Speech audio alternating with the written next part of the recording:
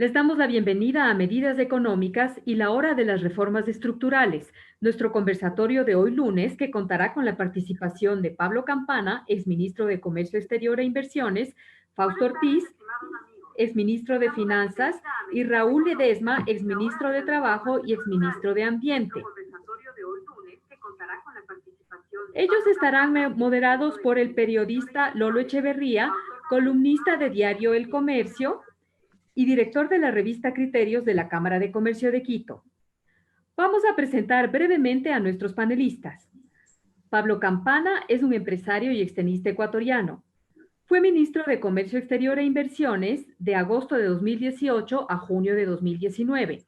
Se graduó de ingeniero comercial en la Universidad del Pacífico y es máster en Administración de Empresas por el Instituto de Desarrollo Gerencial IDE.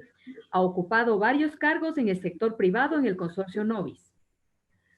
El economista Fausto Ortiz fue ministro de Finanzas del 25 de julio de 2007 al 8 de julio de 2008. Es consultor privado en temas económicos y de financiamiento a mediano y largo plazos. Raúl Ledesma es abogado de los tribunales y juzgados de la República del Ecuador por la Universidad Espíritu Santo. También es administrador de empresas por el mismo Centro de Estudios Superiores. Fue ministro de Trabajo de 2017 a 2019. Asumió como ministro de Ambiente de agosto de 2019 a marzo de 2020. Entre los dos cargos también fue gobernador de la provincia de Guayas. Ahora le cedo la palabra a Lolo Echeverría, quien nos explicará cómo se va a desarrollar este conversatorio. Buenas noches. Un saludo a nuestros invitados, a todos los participantes y a los que nos escuchan también. Nuestro país vive una concurrencia de crisis. La crisis sanitaria que nos ha tocado muy fuerte, la crisis económica que ya veníamos arrastrando, más los efectos de la paralización de las actividades económicas. También tenemos una caída de los precios del petróleo que nos afecta especialmente. Y todo esto en un clima de debilidad política, de tensión política. Por eso hemos invitado esta noche a 3 expertos para que nos ayuden a buscar vías para salir de esta crisis. La primera pregunta es para el doctor Fausto Ortiz. Los gobiernos del mundo, aún los que no estaban en crisis, están ayudando a las empresas, aportándoles dinero para evitar la quiebra y para defender el empleo. Si nuestro gobierno tiene un déficit de 12,000 millones de dólares, ¿de dónde saldrá la ayuda para las empresas y cómo podremos salvar el empleo? Y gracias, Lolo, gracias por la pregunta, a la Cámara por la invitación y un gusto compartir con Pablo y con Raúl Clemente. El gobierno, primero cuantificarlo, ¿no? 12,000 millones de déficit es la suma de el déficit fiscal más la necesidad de financiamiento. Si uno chequea, el déficit fiscal arrancó en 3.500 millones y la necesidad de financiamiento de 5.000 millones, se le creó un hueco adicional por la crisis, quizás de unos 4.000 millones de dólares. Esos 12,000 millones hay que buscar financiamiento para poder atender el normal desempeño del presupuesto del Estado. Países vecinos han destinado quizás 5% del Producto Interno Bruto hasta 7% del Producto Interno Bruto para enfrentar la crisis. Nosotros no podemos hacerlo principalmente porque estamos con una situación de déficit bastante elevada y segundo porque el acceso a financiamiento es limitado en el caso ecuatoriano. De los 12,000 millones de dólares, apenas hemos conseguido 800 millones de dólares en el mes, hasta el mes de marzo, y 1.500 millones de dólares durante el mes de mayo, y hemos pagado deuda, solamente deuda externa e interna, desde los meses de marzo y abril, por 1.700 millones de dólares. Es decir, la plata que hemos conseguido en mayo apenas ha alcanzado para recuperar la liquidez que el país ha tenido que destinar a pagar deuda externa e interna de los meses de marzo y abril. Y entonces nos están faltando todavía algo así como unos 10,000 millones de dólares para ver de dónde conseguimos recursos en lo que resta del año. Y de esa manera el gobierno puede destinar algo a la economía, aunque y el gobierno lo ha planteado que ese algo serán cerca de $1.000 millones, es decir, apenas 1% del Producto Interno Bruto. Lo que pasa un claro mensaje a la economía es de que el gobierno no está en capacidad de atender y apoyar a las empresas o a las personas, y tendremos que en el sector privado ver cómo logramos nosotros mismos encontrar mecanismos de ayuda y trabajo para que tratar de que la economía no se paralice y que no llegue al temido 10-12% de caída que podríamos estar registrando en este año 2020. Muchas gracias. El abogado Raúl Ledesma. Aunque llegara esa ayuda del gobierno, todavía tendríamos un problema, porque la reducción del gasto estatal que se anuncia significa reducción de la burocracia, y esto es desempleo en el sector público. A eso se sumaría el desempleo en el sector privado, y el desempleo provoca baja de las ventas. La baja de las ventas, debilidad de las empresas y más desempleo. Corremos el riesgo de entrar en un bucle de desempleo, baja de consumo, más desempleo. ¿Cómo salimos de este atolladero? Bueno, primero, muchísimas gracias por la invitación a la Cámara, a todos los miembros de la Cámara, a sus funcionarios. Un saludo a usted, Lolo, una persona tan reconocida, tan famosa en el Ecuador entero. Por supuesto, Fausto y Pablo, un abrazo a la distancia. Ya podremos algún rato darnoslo juntos. Atendiendo a su pregunta, que es básicamente el tema, ¿cómo hacemos para salir de esto? Yo creo que desde el sector público sí hay una alternativa. No despidos, se puede realizar efectivamente el recorte que se ha señalado con respecto a las horas laborales. Ese recorte representa al fin del día con más de 70.000 contratos ocasionales entre los que continúen, los que se acaben, nombramientos provisionales, sin tocar los nombramientos definitivos, pudiera representar casi $900 millones de ahorro, sin siquiera tocar un despido en el sector público. Más allá de que los contratos ocasionales que se acaban deberían terminarse porque su nombre lo dice, fue por una sola ocasión. Más allá de esa connotación, creo que ir hacia una reducción de los contratos ocasionales. Mire que yo no estoy hablando de los nombramientos permanentes. Los nombramientos definitivos no se pueden reducir los sueldos, pero los contratos ocasionales se puede terminar el contrato y suscribir un nuevo contrato con una diferencia de 2 o 3 escalas dependiendo de lo que se quiera reducir. Esto no es ilegal, es un nuevo contrato, no tiene nada de particular y esto generaría un ahorro de casi $900 millones. Son más de 70.000 contratos ocasionales. En el sector privado es más complejo el tema. En el sector privado lo que requiere, y muchas consultas se han hecho con respecto a si es que los que se encuentran suspendidos se puede negociar el valor del sueldo de marzo, abril y los sueldos que sean necesarios. Yo creo que el problema no es cuándo pago, el problema es que no hay la plata para pagar. Entonces hay que generar, como en efecto la ley humanitaria parcialmente lo contiene, modalidades de contratación, no a 2 años, a 6 meses, que permitan que los negocios grandes, las empresas grandes que señala Fausto, que todavía algún músculo financiero tienen y que al momento son los que han sostenido en gran medida todavía el empleo. No así los rezagados, que se encuentran en todos los centros comerciales, todos los gimnasios, peluquerías, restaurantes, cafeterías, centros de entretenimiento, etcétera. Todos los rezagados que no han tenido un solo dólar de ingreso en los últimos ya casi 3 meses. Entonces, hay que sostener, impulsar aún más a los más fuertes para que sigan teniendo ese músculo financiero que les permite sostener los empleos y darle modalidades que en el plazo que ellos necesiten, 1 o 2 años, se pueda tener mayor dinamización y ahora sí, con nombre y apellido, flexibilización. Y en los casos de los rezagados, debe de haber la posibilidad de contratar de 1 día a 6 meses, porque ni siquiera sabemos cuándo se va a abrir la posibilidad de trabajar en un 100%.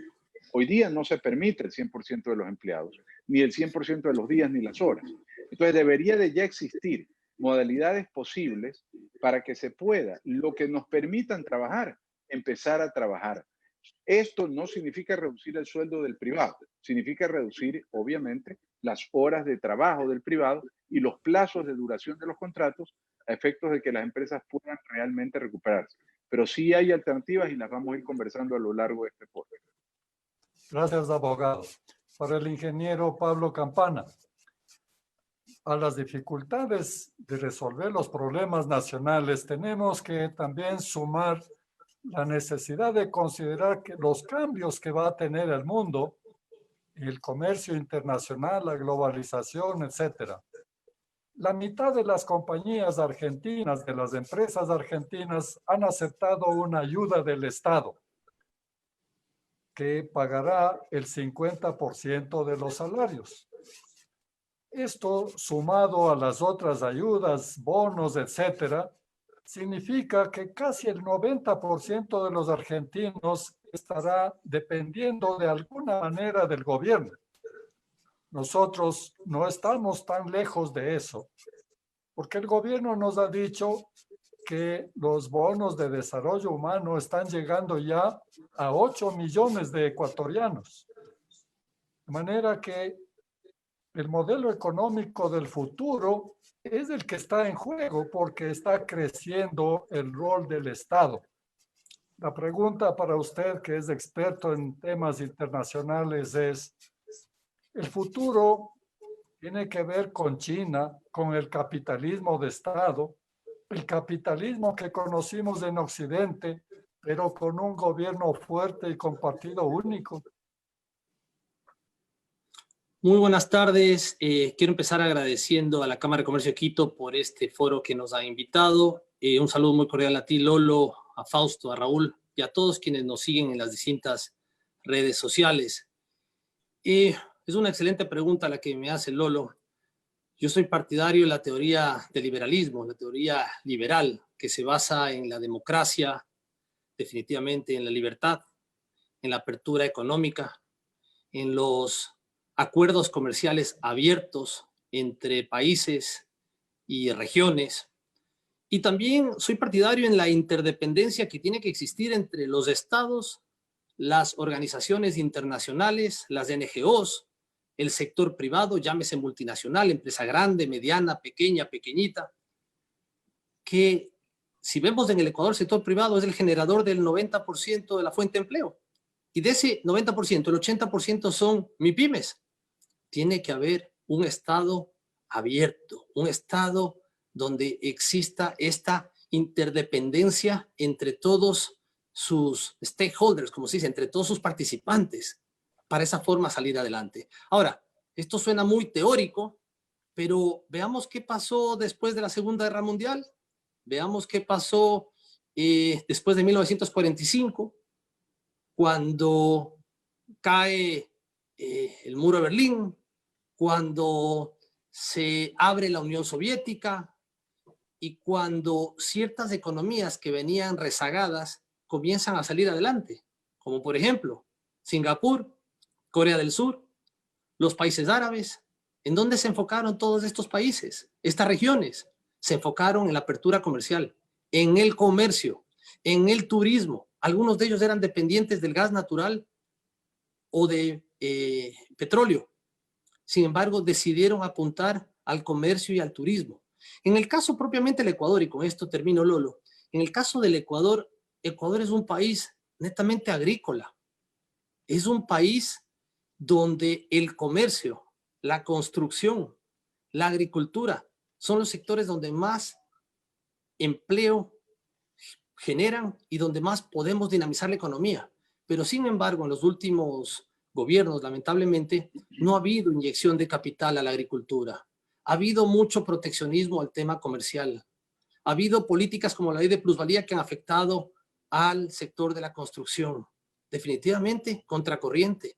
Yo creo que como ecuatorianos debemos aprender de los errores del pasado y trazar una línea en el cual nos asegure de una mejor manera prosperidad, riqueza para los ecuatorianos, empleo para los ecuatorianos y obviamente todos solidaridad debemos demostrar para que haya más igualdad entre los ecuatorianos, igualdad de oportunidades. Gracias, Lolo. Gracias, ingeniero. Al doctor Fausto Ortiz, ahondemos un poquito más sobre el tema de la globalización, porque los analistas internacionales, incluso los políticos, ven que la globalización va a ser una de las víctimas de la pandemia.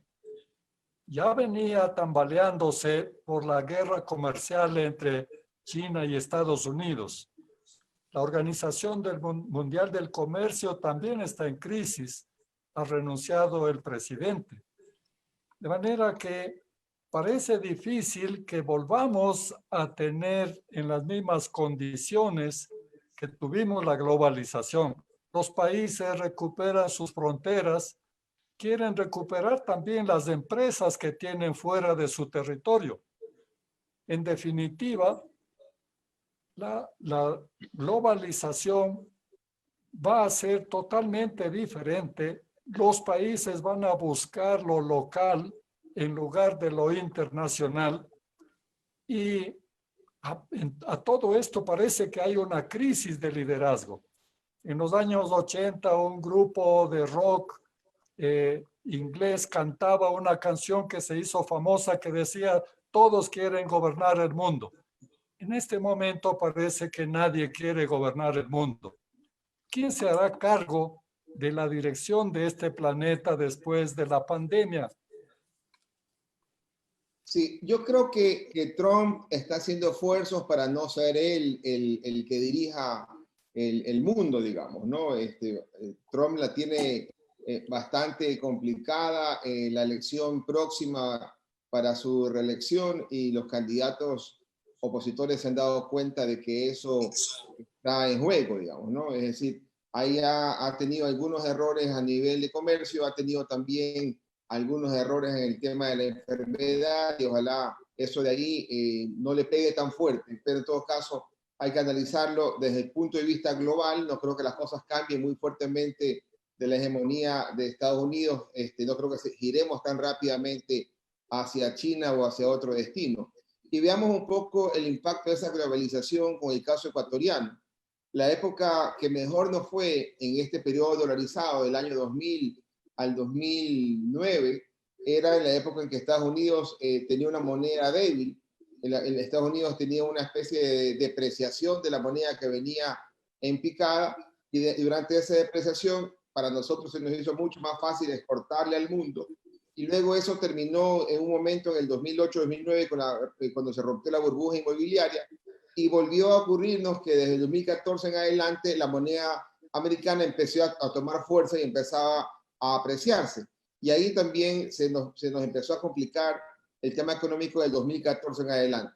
Si en el tema de la globalización Estados Unidos es perdedor, al menos en la moneda, que no pueda ganar la moneda a fuerza y más bien pierda porque tiene que estar inyectando liquidez enorme a sus ciudadanos para ayudarlos a trabajar y vivir en esta crisis, eso nos ayuda a nosotros porque hace que la moneda con la que nosotros vendemos al mundo, que es el dólar, no sea una moneda fuerte y tengamos acceso a poder vender con una moneda no tan fuerte. Mientras más fuerte sea el dólar, más fácil se le hace a los vecinos Colombia y Perú exportar. Mientras más débil sea el dólar, más fácil se nos hace a nosotros ir al mundo. Y es momento de que la gente entienda que hay que seguir en la línea de exportación. El mundo no va a dejar de comprarnos bananos, no va a dejar de comprarnos camarón, no va a dejar de comprarnos nuestros productos agrícolas. Ojalá podamos exportar y seguir en esa línea de generación de divisas, independientemente de cómo el mundo maneje. Somos un país pequeño, somos tomadores de las decisiones a nivel global. Nos encantaría que las cosas no cambien tan drásticamente porque estamos acostumbrados a este sistema global, pero si hay cambios y el perdedor es Estados Unidos, y sobre todo en su moneda, nosotros no saldríamos tan mal librados. Gracias, doctor. Abogado Ledesma, el desempleo va a ser el gran problema del mundo, incluso en aquellos países que tienen una legislación adecuada, moderna, contemporánea. Pero nosotros tenemos un código laboral que es una reliquia protegida por los sindicatos y por los trabajadores, que no se ha renovado, no ha sido posible renovar. Cuando usted pasó por el Ministerio del Trabajo, teniendo la perspectiva que usted tiene, ¿por qué no fue posible actualizar ese código laboral para facilitar la apertura de empleo? Bueno, oiga, no sabía que era fan de Tears for Fears, pero qué bueno. Usted está realmente actualizado musicalmente, mi querido Lolo. Tenía increíbles canciones. A ver, siempre el cálculo político, ¿no? El lamentable cálculo político, el miedo. Hay que reconocer que los 2 primeros años, sobre todo el primero del gobierno del presidente Moreno, en el cual participé, fue muy complejo porque había un gabinete muy diverso al que hoy día existe, muy diverso al que hubo al final del segundo año. Era un gabinete lleno de personas que correspondían al gobierno anterior, al gobierno de Rafael Correa, y en esas circunstancias era muy complejo. Era un gobierno cuyo vicepresidente era Jorge Glass.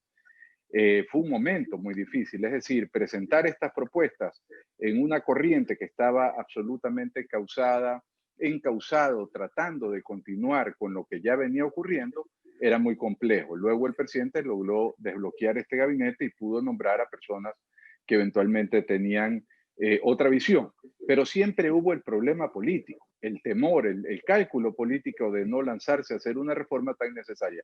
Ahora, yo creo que ahora más que nunca se han caído mitos, y esto es lo importante. Primer mito que se ha caído, que el teletrabajo no funciona. El teletrabajo resulta, el mito que tenían los empleadores que decían que los empleados podían ser ociosos, que no iban a trabajar a su 100%, en fin, que se iban a dedicar a otras cosas. Se ha demostrado que con el trabajo hay que regular para que se trabaje lo que es, ni siquiera normalmente se trabaja más.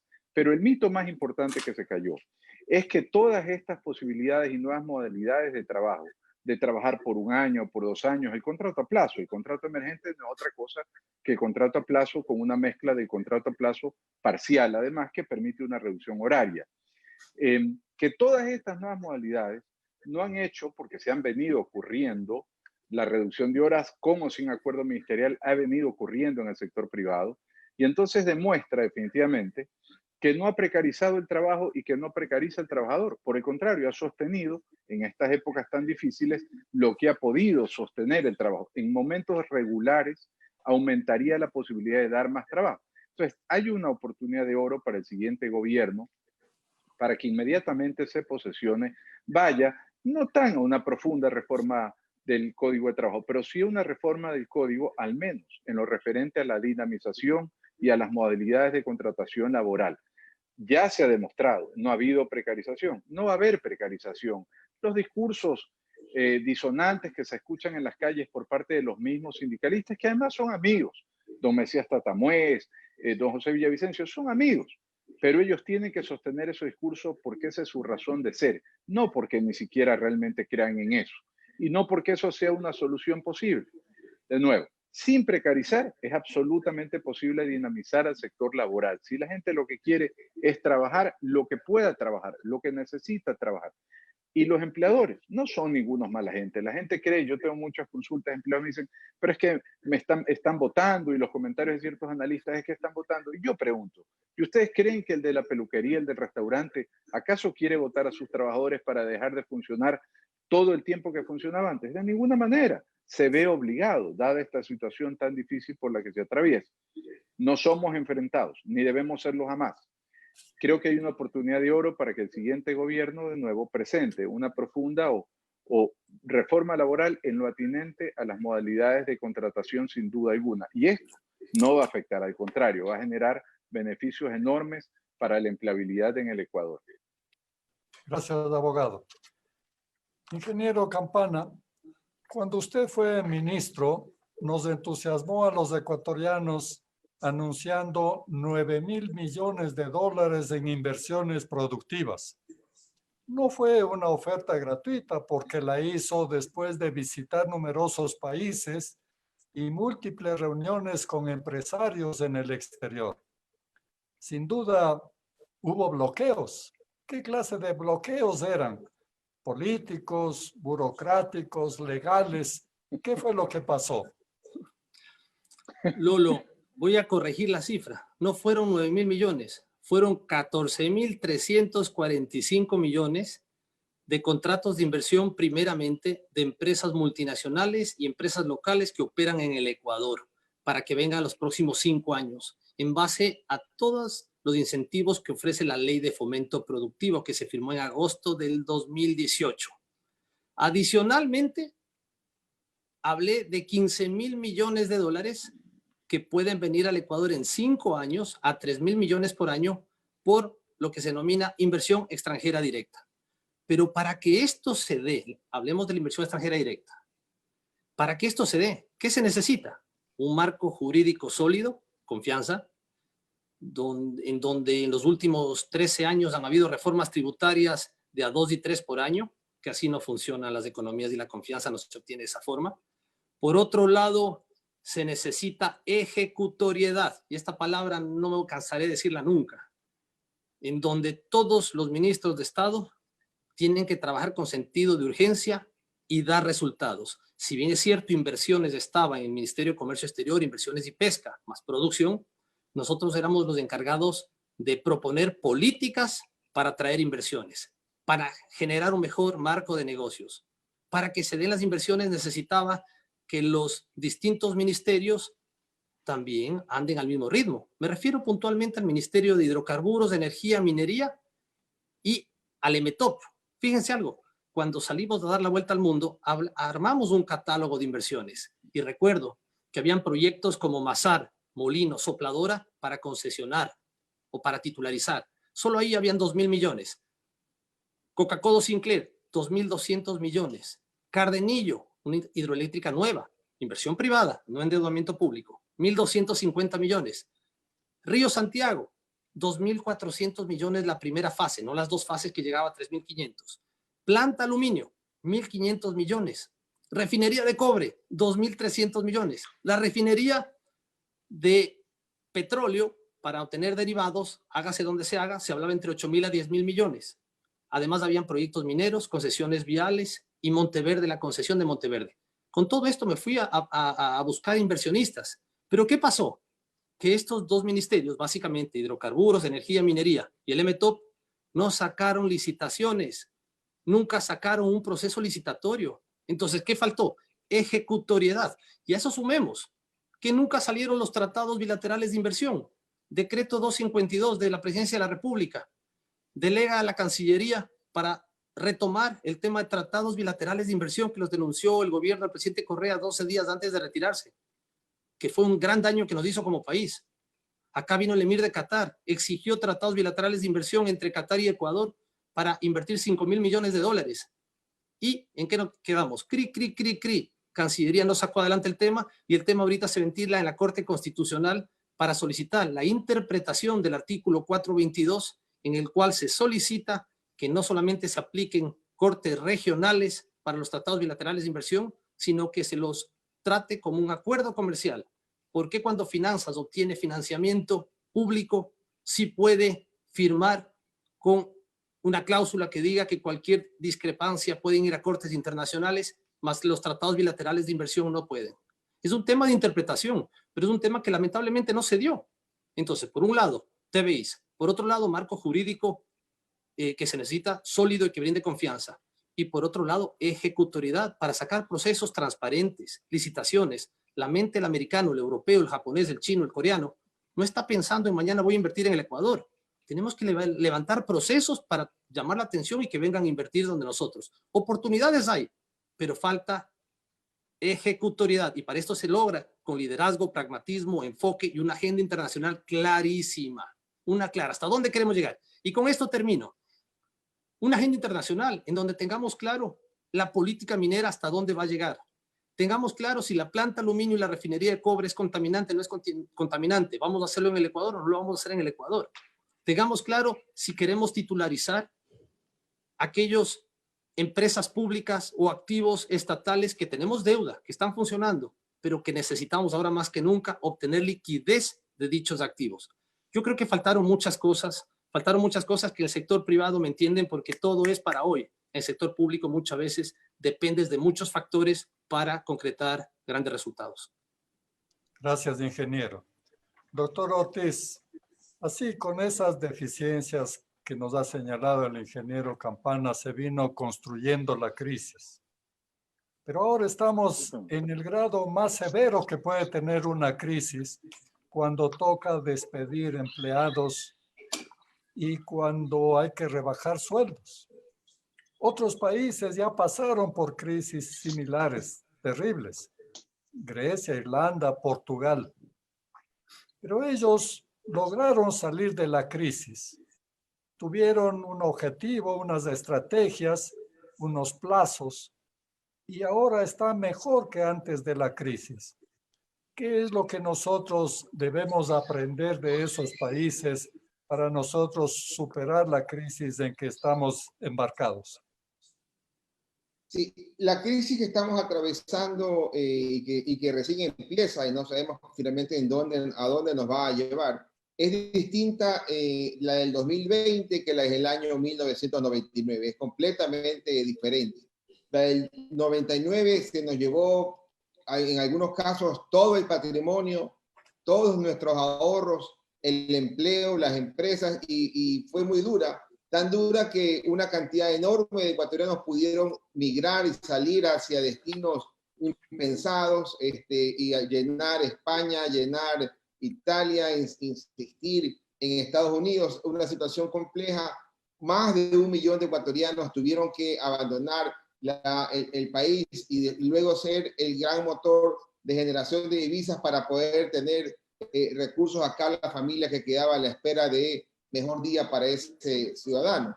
Pero ahora es diferente, nos pega distinto, porque al estar dolarizados, el golpe cae más en la zona de Raúl Ledesma, en su reciente cargo público, en el empleo, en la generación de trabajo. Quizás al final del año terminaremos con 500.000 o 700.000 personas que no tengan trabajo, y que hoy día uno no puede encontrar la misma solución del 99, porque salir hoy día a buscar trabajo en un país vecino no te garantiza que vas a estar mejor que quedarte localmente, porque el país vecino también está atravesando la misma crisis que estás teniendo en el país. Es decir, es una situación global que es diferente al pasado. Más fuerte en el pasado, en el patrimonio, hoy día más fuerte en el tema laboral, pero con algo de estabilidad. ¿Qué pudieron hacer países como, por ejemplo, Portugal, Grecia y países europeos? Ellos, en el principio, cuando estaban con una situación fiscal tan dura, tan mala, pidieron apoyo al Fondo Monetario Internacional, y el Fondo Monetario Internacional les dio toda la plata que requirieron, pero fueron muy exigentes al momento de plantear las políticas. Y entonces, en el caso de Portugal, luego prefirió girar un poco y abandonar la receta del Fondo Monetario, ir a una receta propia y quizás más balanceada, más equilibrada. En el caso ecuatoriano, tenemos una situación fiscal mala desde el año 2013. Desde el 2013 a la fecha, que ya van a ser 8 años, hemos tenido déficit fiscal en promedio, incluido en este año, de más de 5.000 millones de dólares de déficit fiscal. Es decir, tenemos 40.000 millones de déficit fiscal en esos 8 años, y el déficit fiscal se acumula en un recipiente que se llama deuda. Es decir, por estos últimos 8 años se ha acumulado 40.000 millones de dólares de deuda de los 60.000 millones que tenemos como deuda en la actualidad. Es decir, los últimos 8 años han sido los complicados. Pero Ecuador todavía tiene oportunidad en este 2020, a pesar de la crisis enorme que tenemos, tiene oportunidad de hacer un buen planteamiento a los tenedores de bonos de deuda externa ecuatoriana, que suban 18.000 millones de dólares. Ecuador podría decir que encontremos una salida para tratar de hacer una quita en el capital, un recorte de la deuda. Pensemos en un 30%. Es decir, estamos hablando de cerca de 6.000 millones de dólares que podrían ahorrarse en el valor de la deuda de los tenedores de deuda internacional, que hoy día se cotiza a 40% sus bonos. Y esos 6.000 millones de dólares puedan servir para que Ecuador pueda hoy día tomar 6.000 millones de dólares de endeudamiento para pasar un poco la crisis, y de esa manera no incrementar bruscamente el peso de la deuda, que en el futuro se traducirá en más impuestos, más despidos, más complicaciones. Es decir, a grandes problemas, grandes oportunidades. Veamos el gobierno cómo va a enfrentar aquello. Gracias, doctor. Y la peor complicación que puede ocurrir, todavía no hemos tocado, abogado Ledesma, y es que el desempleo, la reducción de salarios, es un problema muy serio y necesario para resolver la crisis. pero tiene que ser equitativo. El precio de la crisis tienen que pagarlo entre todos. Y tal como están ahorita las cosas, no están todos. No están los militares, no están los policías que han sido excluidos por el gobierno, no están las universidades que han sido excluidas por la Corte Constitucional, no está la propia Corte y los organismos autónomos. Si el precio de la crisis no se paga con equidad, ¿no corremos el riesgo, abogado, de una explosión social? Bueno, en realidad no podemos olvidar una cosa. El Estado no es el dinero que maneja el gobierno nacional, no es sino propiedad de todos los ecuatorianos. Es decir, cuando el Estado es el que hace el sacrificio, el gobierno nacional es el que hace el sacrificio, nosotros también estamos haciendo directamente el sacrificio, porque el dinero que se maneja no viene del cielo, el dinero que se maneja viene de nuestras propias economías y de nuestro propio patrimonio, en el caso petrolero. Entonces, nosotros mismos, cuando un gobierno hace un esfuerzo fiscal de alguna medida, nosotros mismos estamos haciendo de nuestro propio bolsillo también el esfuerzo, que luego además tendrá consecuencias en nuestras economías. No debería haber ningún estallido social. Creo que todos debemos entender que es momento de ganar un poco menos y hacer un sacrificio, más que de aportar un poco más, de ganar que nuestro aporte sea ganar un poco menos, no subir nuestros precios para tratar de compensar el volumen de ventas contra el valor de ventas, no subir nuestros precios, ¿verdad? También va a haber un sacrificio por parte del sector de los trabajadores en la reducción salarial, pero que eso se vea compensado con la transparencia de que cuando la empresa va recuperándose, poco a poco, no a los 2 años que se suscribe el contrato, no al año que se suscribe el contrato. Puede ser que la empresa vaya recuperándose en 6 meses, digamos. En esos 6 meses, en vez de decir esperar los 2 años para terminar de recuperarse, decirle al empleado, decirle al trabajador, voy a ir contigo en la medida que yo me recupere, recuperando también tu economía salarial. Hay que entender ya de una buena vez que somos socios estratégicos, trabajadores y empleadores. Es verdad, sin la inversión, sin el riesgo de poner un negocio, no existiría el empleo que ocupe ese trabajador. Pero sin el trabajo de esa persona no podría sostenerse tampoco la inversión ni el emprendimiento. Entonces es momento de vernos como ecuatorianos, los estallidos sociales, las protestas en la calle, los reclamos. Yo no digo que no hay que criticar, pero claro que hay que criticar, siempre que sea de manera constructiva y hacia un objetivo claro, que es la reestructuración de todos. Escuchaba hoy día al principal de la CFN señalando que han habido diferimientos. Yo creo que la banca pública y la banca privada también tiene que hacer una profunda reestructuración, caso por caso, cliente por cliente, que financien los roles de pago al menos en un 50%, para que el otro 50% se sostenga con el propio negocio.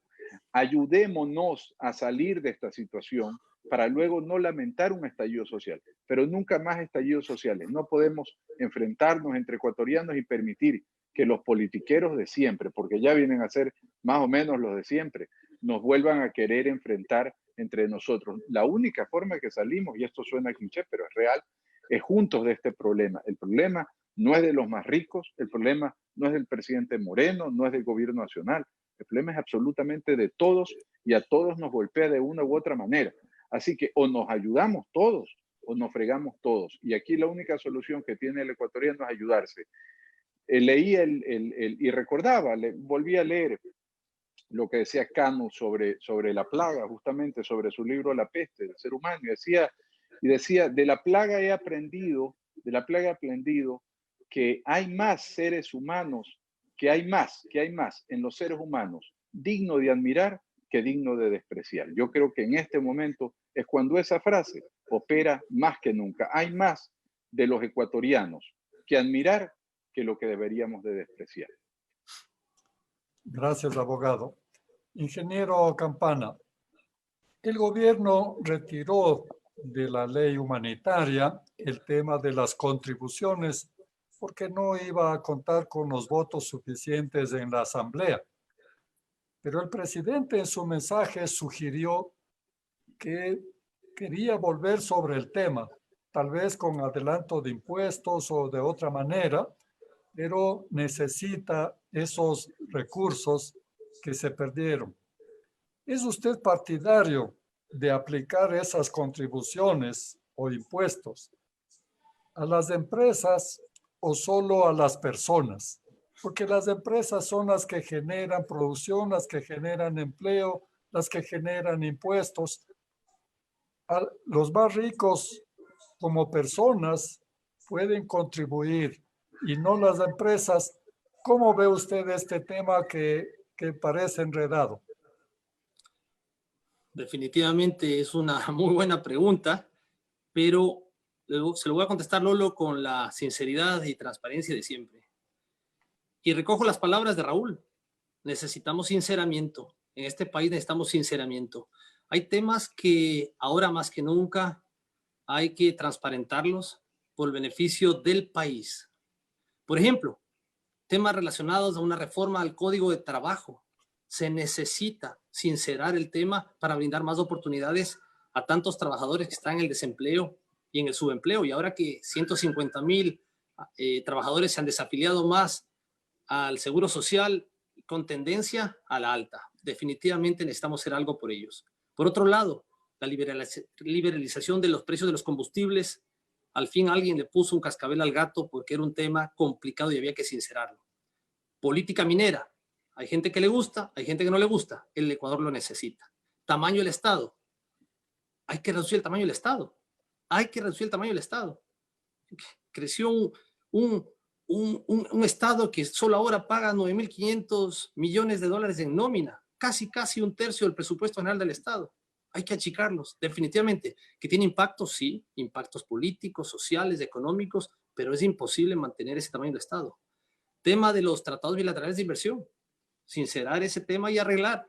Monetización de activos. Se habla que tenemos 32,000 millones de dólares en empresas públicas, en activos del Estado, que pueden el día de mañana servir como garantía, como titularización, ser parte de un fondo soberano.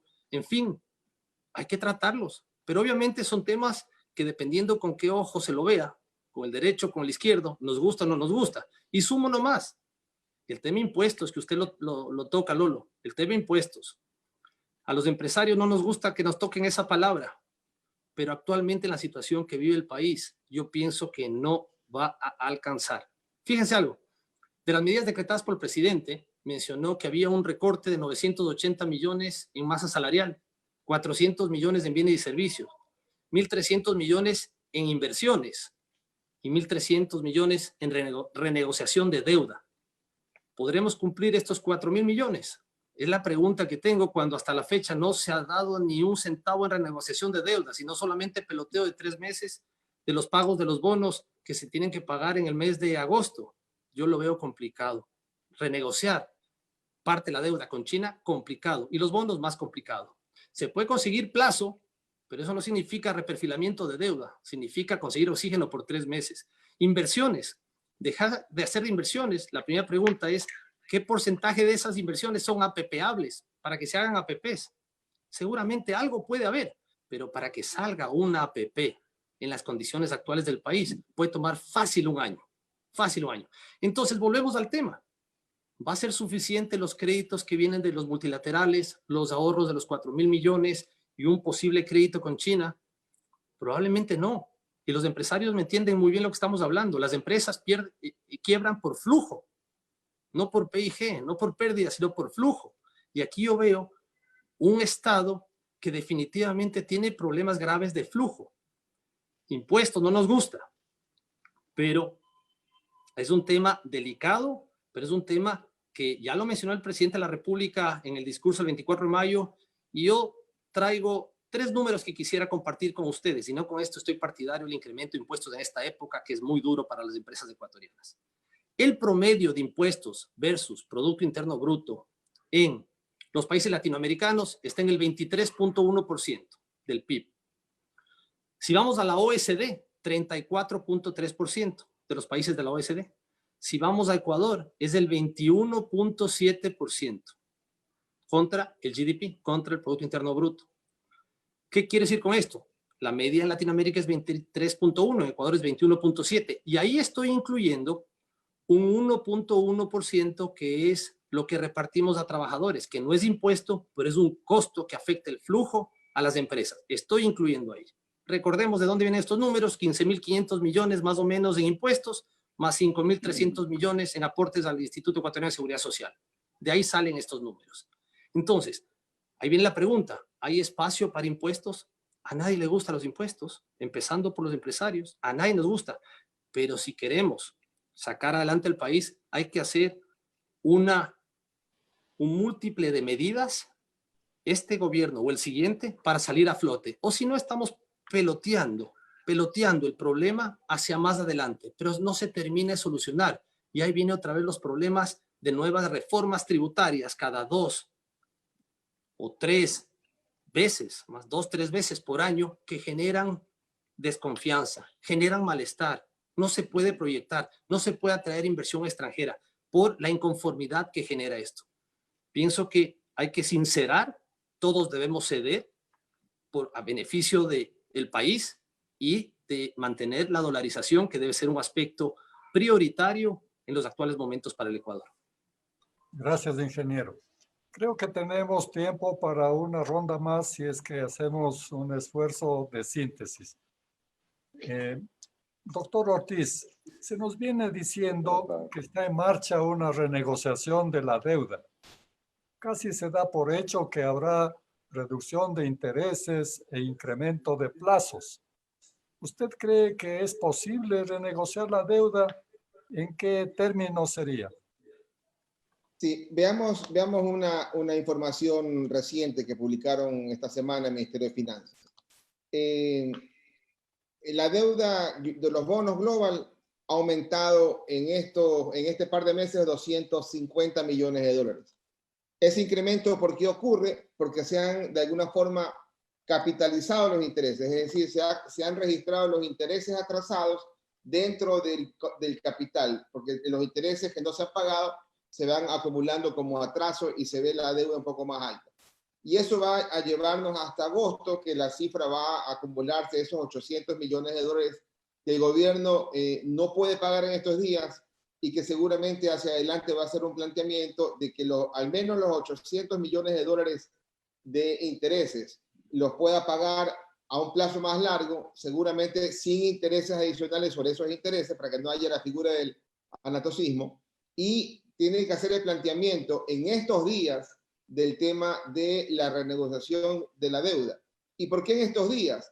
Porque si el petróleo, que hasta hace un mes y algo se veía con cifras negativas, inclusive un cierre histórico nunca antes visto de un precio negativo, el petróleo hoy día está en $30. Entonces, si de las coincidencias el petróleo va a diciembre y se termina ubicando en $40, entonces obviamente el riesgo país nuestro va a tender a bajar y se le va cerrando la ventana al ministro de Finanzas de decir: quiero renegociar la deuda porque tengo dificultades económicas. Y alguien le puede decir: dificultades económicas, perfecto, pero el precio del petróleo ya se te ha mejorado. Entonces creo que es un momento importante de no esperar hasta el último día del mes de agosto para hacer el planteamiento, y tenemos que entre junio y julio ya tener, sobre todo el mes de junio, algunos planteamientos en firme, donde sí habrá y sí encontrará el gobierno gente que tiene el precio de la deuda hace unas 3 semanas a 20 centavos por cada dólar de deuda. Hoy día ese precio está en 40. Sí habrá alguna gente que esté interesada en decirle: yo aceptaría que me pague 50, 60 o 70% del valor de la deuda para que tengas un recorte de 30, 40%, con lo cual tendría Ecuador una negociación quizás lejos de ser lo más exitoso, como quería hacer Argentina con un 65% de recorte, pero al menos encontraría un respiro para poder decir: ese valor que quiero recortar es el valor que necesito incrementar en la deuda actual para superar en algo la pandemia, más en el impacto fiscal que en la ayuda al sector empresarial y al sector laboral. Gracias, doctor. Abogado Ledesma, ¿el acuerdo bilateral entre trabajadores y empleadores será posible? Ha habido dificultades para que lleguen a acuerdos de estos dos sectores. Y haciendo acuerdos diversos, va a haber entonces unas situaciones complejas, distintas de una empresa a otra y distintas de entre empresas nuevas y empresas viejas. ¿Usted piensa que funcionará este mecanismo? Yo creo que primero no puedo estar de acuerdo con que los hechos, como dijo algún ministro con quien he concordado en algunas ocasiones de finanzas, pero no puedo concordar con su dicho de que los hechos superan al derecho y entonces casi que todo vale. Esto es inaceptable porque sienta un pésimo precedente de cara al futuro. Cualquier presidente mañana declarará emergencia económica, ya no sanitaria. Ecuador vive en emergencia económica y va a seguir viviendo por algunos años más. Y en base a eso, pues vía acuerdos ministeriales se hará lo que sea que sea. Entonces yo creo que los acuerdos entre empleo y empleador sí puede ser, pero siempre respetando lo que está en la Constitución, hasta que no se reforme lo que está en la Constitución. De otra manera generará problemas a futuro, porque obviamente serán esos acuerdos impugnados y probablemente ganará el peso de la constitucionalidad sobre el peso de los acuerdos ministeriales, ¿verdad? Y cualquier ley que no estará sobre la Constitución. Pero hay alternativas. Yo creo que con las herramientas que tenemos hoy en día, que parecen ser pocas, pero son importantes, hay alternativa para que justamente hoy esas empresas grandes que todavía sostienen la empleabilidad reestructuren todo su rol, reestructuren, hagan más eficiente las cosas para que esas empresas que han estado cerradas casi 3 meses, cuando empiecen a operar, lo hagan con otra estructura funcional de sus empleados, de sus trabajadores. Esto se puede retomar si se aprueba la ley humanitaria en la forma en que se envió, si no se veta con respecto al tema laboral. Ahí hay algunas posibilidades que se pudieran implementar para una reorganización, una reestructuración. Y aquellos nuevos emprendimientos, y sobre todo los agrícolas, hay herramientas que de hecho indistintamente de la ley humanitaria ya están vigentes. No es este quizás el foro para entrar en detalle de estas herramientas, pero existe un sinnúmero de posibilidades para que las empresas que están funcionando, aquellas que están en suspensión laboral y aquellas que quieren arrancar nuevos emprendimientos, tengan una reestructuración laboral importante y sobre todo eficiente. Pablo decía hace un momento, ¿qué hacemos con el tamaño del Estado? ¿Y qué pasa si se abre la mitad de las cosas que en efecto vimos en el gabinete que se podía utilizar como nuevos emprendimientos estatales, mineros, etcétera? Muchos temas que se podían abrir. ¿Qué pasa si un gran número de esos trabajadores, que creo que están subutilizados, más bien se los redirecciona hacia esos emprendimientos y no se tiene que contratar a nueva gente y a nueva burocracia para iniciar esos nuevos emprendimientos? Creo que esas ideas que se salen del cuadrado mental en el que nos han criado académicamente, en el que hemos crecido académicamente, creo que ese cuadrado es momento de romperlo. Así que yo creo que hay varias alternativas en el diálogo social, por supuesto que sí, siempre que los acuerdos respeten la constitucionalidad del Estado ecuatoriano, por supuesto que sí. Gracias, abogado. La última pregunta para el ingeniero Campana. Una pregunta muy concreta sobre la maldita corrupción. No hemos tenido suerte en el combate contra la corrupción y peor, en la recuperación de los dineros robados. En concreto, ¿por qué cree usted que no ha sido posible aprobar la ley de extinción de dominio? Yo he escuchado a muchos ecuatorianos que inclusive en las redes sociales constantemente están presionando a las autoridades a que qué pasó con los dineros de la corrupción.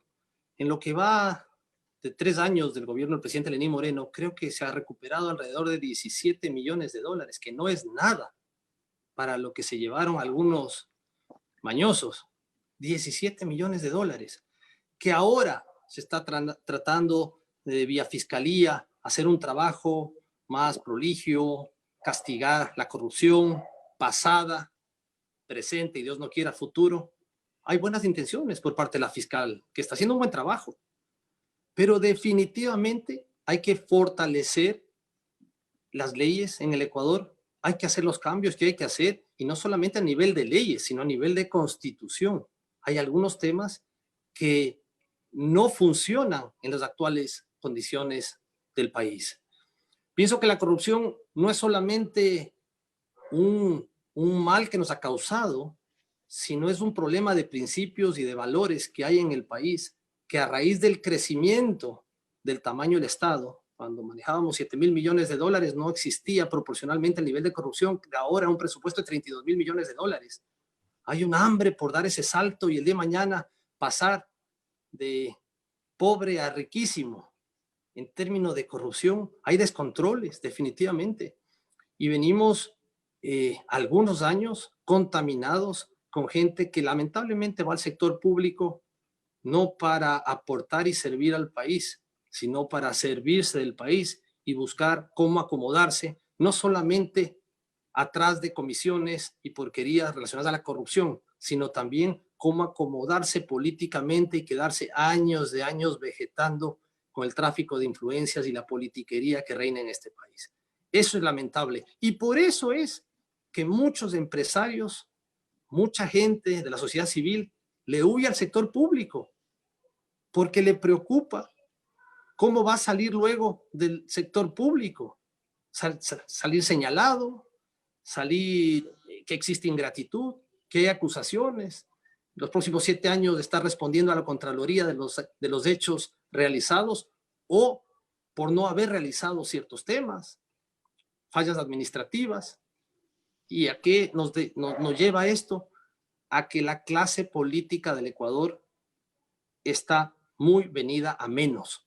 Yo pienso que poco a poco, y los invito al sector privado, poco a poco tiene que haber más gente con experiencia administrativa, más gente conocedora de qué es lo que se tiene que hacer cuando hay problemas de flujo, relaciones interpersonales, transparencia, relaciones con los distintos organismos, no solamente internacionales, locales, sino internacionales, que definitivamente le pueden hacer un bien al país. Pero es un cambio completo, es un cambio de clase política, un cambio de visión, en donde reinen los principios y valores. Muchas gracias, ingeniero. En nombre de todos, yo les agradezco mucho a los participantes. Creo que con su conocimiento y experiencia nos han dado una visión muy concreta de los problemas y las vías de solución. Muchas gracias por eso. Buenas noches. Gracias, Lolo. Buenas noches. Chao, Pablo. Chao, Fausto. Chao, chao. Gusto verlo. Escuche T4 Free Lolo.